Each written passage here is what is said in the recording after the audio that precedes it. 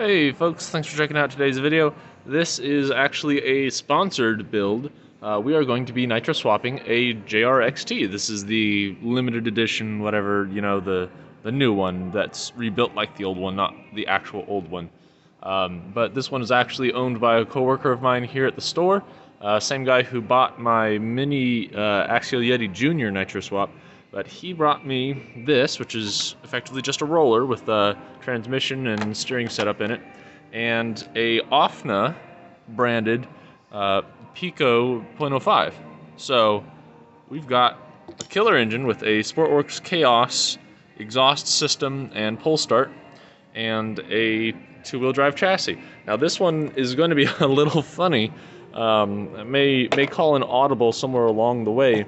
So the number one thing before starting any build is knowing whether or not it rotates in the right direction, because you can't reverse the rotation of a nitro motor, right? So you pull the pull start lightly, you watch the flywheel, see which way it spins. In this case, looking at the front of the engine, pulling the pull start makes it spin counterclockwise. That's most of them, by the way. So then you look at the original transmission setup on your donor car, roll it forward, and yep, that pinion gear spins counterclockwise. So this motor will fit, but it'll have to fit back here. And just me putting it on there, you probably already see the weight distribution go crazy. So I will have to figure something out, but I cannot reverse this. The first thing my coworker Andrew said was, just take the transmission, flip it around. You can't. If I flip the transmission around, then I also flip the axles around, and I flip the engine around. Yes, it would fit inside the car, but then the tires would spin backwards. So we're stuck with the layout like this. Now, this layout is going to be very reminiscent of the Kyosho pedal popper. If you haven't seen my video on that, it's been a few years now, but that was a really funny car. It's very vintage, similar to the JRxT, and it did wheelies everywhere because the engine was back here. So this thing is probably going to end up being a wheelie machine, but we'll see what he wants to do. So I know where the engine has to go. I've got an exhaust for it that'll give me a rear exit. Great. First things first, we're going to have to take out the electric crap, and I'm going to have to build some kind of plate extension to let me mount the motor, or maybe I'll be able to bend this motor guard rear bumper flat. I'm not really sure, but then we'll figure out a pinion gear setup. Probably going to use the clutch bell setup from a X-Ray NT18 for a 48 pitch, which is awfully close to Mod 5, which is what's on here. And yeah, we'll get that motor mounted, and then there's two options really: a lightweight fuel tank near the back, guaranteed wheelies, I'm sure, or a heavier fuel tank like a T-Max up front, which might spread out the weight and make it a little more manageable. So let's see what we can do here. Off to a great start, of course, as always. The darn pinion gear on the motor won't come off. Stripped it just about clean out. So I threw it in a vise and tried to tap the gear out and bent the motor plate.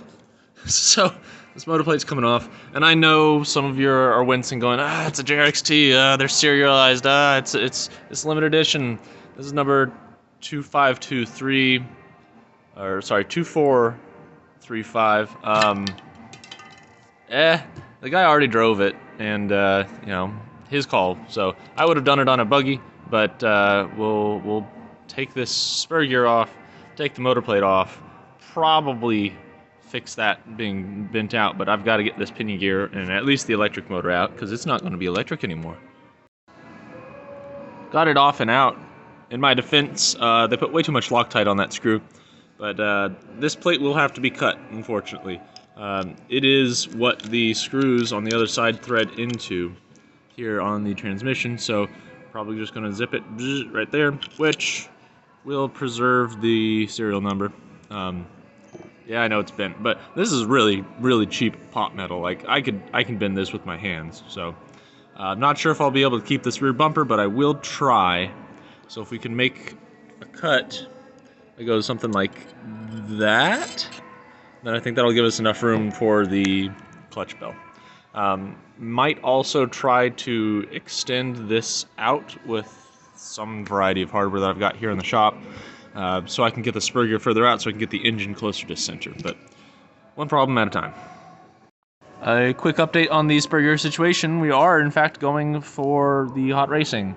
It's a NSG 3234, 32 pitch, 34 tooth pinion gear. So we've got a cut down 8mm to 5mm adapter shaft, and then we're using one of the set screws to clamp it on there, and then the original nut that actually came with the car, it'll stay there wherever it went, there it is, and that we will just lock tight onto the end to keep the gear engaged, and that should do it. So now let's trim off this motor plate and see if we can get the engine somewhere reasonable.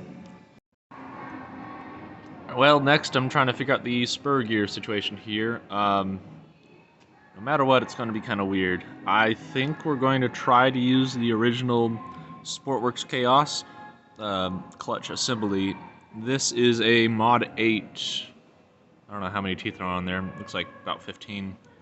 But it's large tooth. So here I've got a hot racing pinion gear. Actually, it's a 34 tooth, and the issue here is that this transmission housing hits the flywheel before the gears make contact. So I have to mount the engine far enough forward so that the flywheel can tuck behind the transmission housing there. And if the car doesn't try to roll away, you can see that if I do that,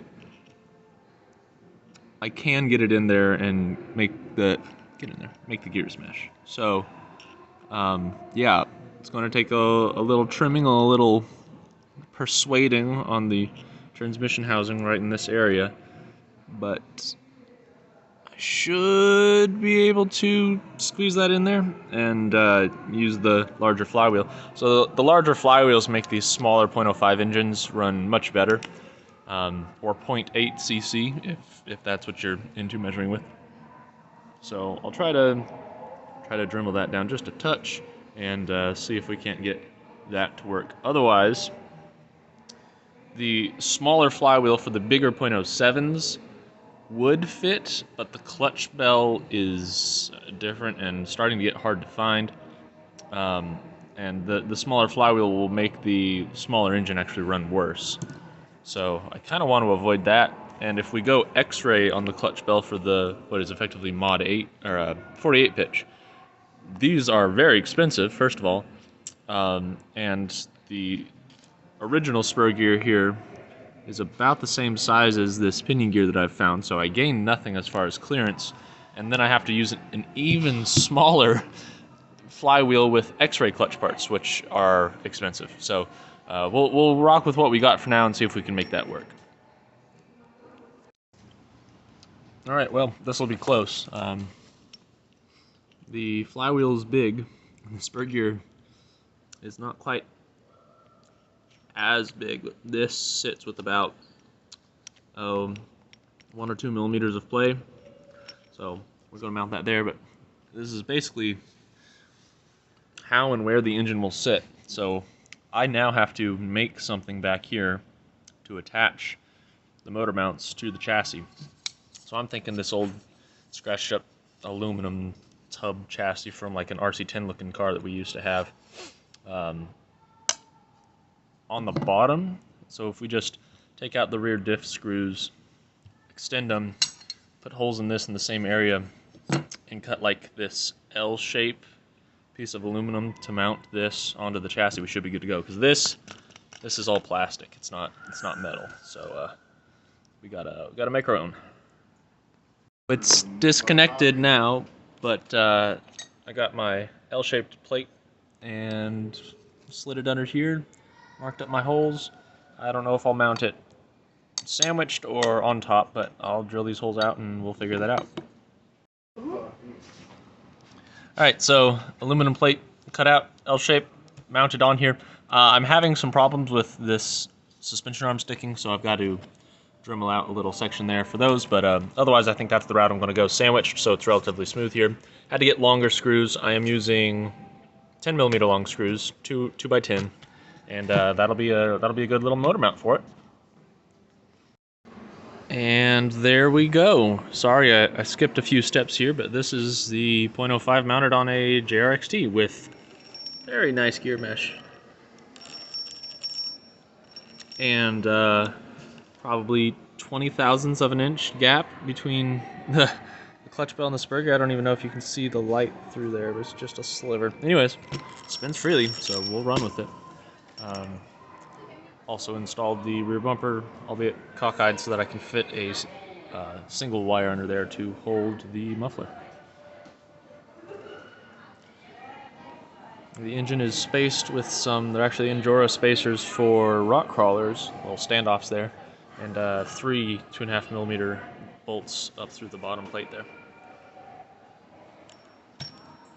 That was the hard part. Okay guys, here it is, .05 mounted onto the back of a Mini JRxT.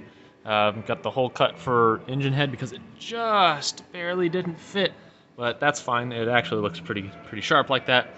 Got a hole for high-speed needle tuning, it's down there, and a hole for the pull start. All just comes right off. So it is still pull start.